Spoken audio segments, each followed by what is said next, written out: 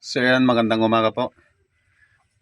Kung nakikita nyo po ang hawak ko, ito po yung tinatawag nating compact horn. Ito po yung ituturo ko sa inyo kung paano mo mag-wiring ng compact horn. So yan po, gagawa po tayo ng wiring diagram para mabilisan na po tayo. So yan, tara. So yan, ito na po yung wiring diagram kung paano po mag-wiring ng compact horn step by step. Ginawa ko na po ito para diretsuhan na po tayo. So ayun, ito po yung ating horn relay, compact horn, switch, tsaka battery. Ito naman yung ignition switch natin. Meron ditong 30, 85, 86 at tsaka 87. Itong 30 dito sa horn relay, papunta ho yan dito sa ating battery.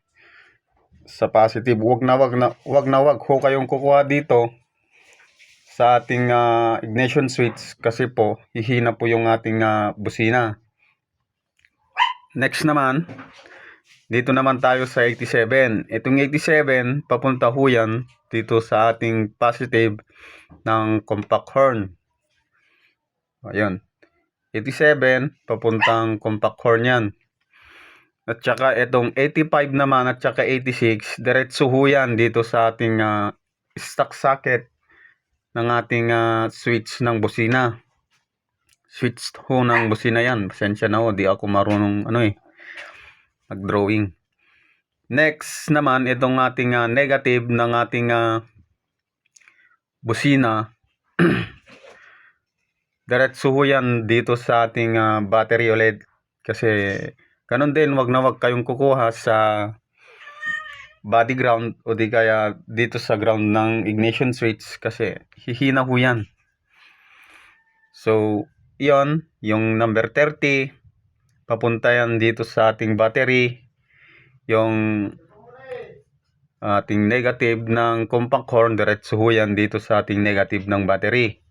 Tsaka yung 85 tsaka 86, diretso ho yan dito sa ating switch ng busina, yung stock socket nya.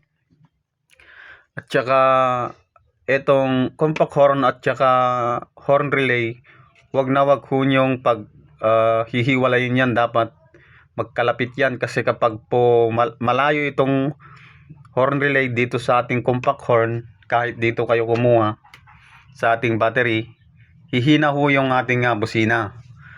Kaya dapat kailangan magkadikit dito itong dalawa, yung horn relay tsaka itong compact horn, kasi malakas ho itong umigop ng compact horn.